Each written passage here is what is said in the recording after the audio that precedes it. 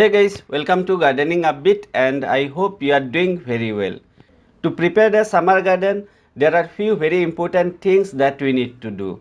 It's the best time to do and every year I try my best to do all these things. Let's take a look at the list one by one.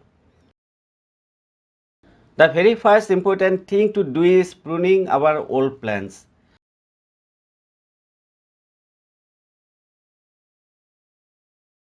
I have already pruned all of my plants as you can see here.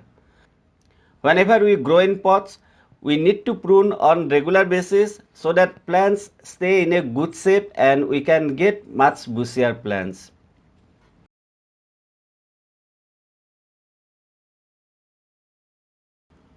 On second, we can grow plants from seeds for summer and it's the best time to do. To sow the seeds, we can take 80% coco peat and 20% either vermicompost or composted cow dung powder. After sowing the seeds, please water well and then spray once in the morning and once in the afternoon. There are many summer flowering plants that can be grown from seeds at this time. I already have a video where I have listed all those plants, and if you are interested in knowing more, please check out the video simply clicking on the I button on top right corner.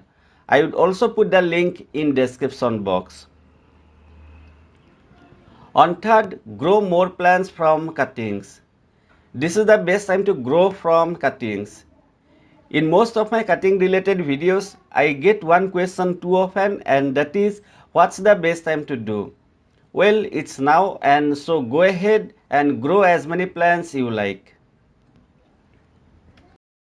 On number 4, what we need to do is we need to plant the summer flowering bulbs.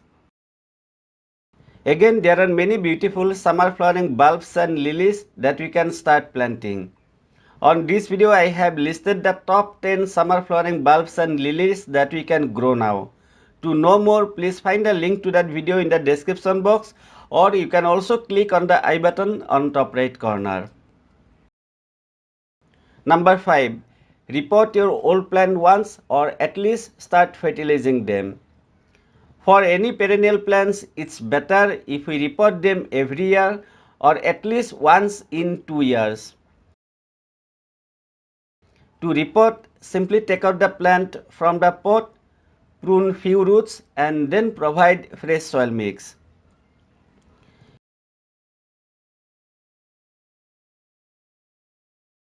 If you find it difficult, you can remove the surrounding soil and then add fresh soil. Along with that, please also fertilize your plants so that they start growing well for the summer.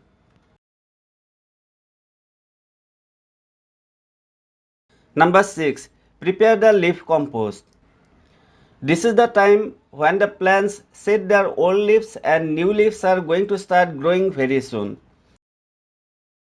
So you can collect the dried leaves and make leaf compost at your home.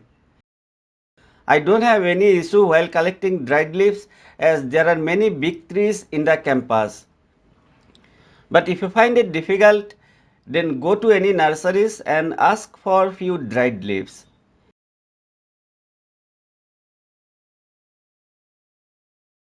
If you like, you can also use the dried leaves as a mulching to retain the moisture in the soil. I don't do it because if I do, then I can find slugs and snails in the soil. My place is quite humid and we often find lots of troubles from slugs and snails. Number 7. Protect your indoor plants from too much direct sunlight. In winter, we can keep many indoor plants under direct sunlight.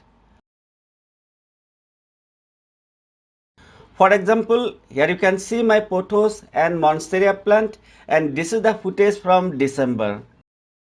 But in the summer, please avoid keeping them under too much direct sunlight or else leaves may turn yellow, may get burnt or growth would be slower.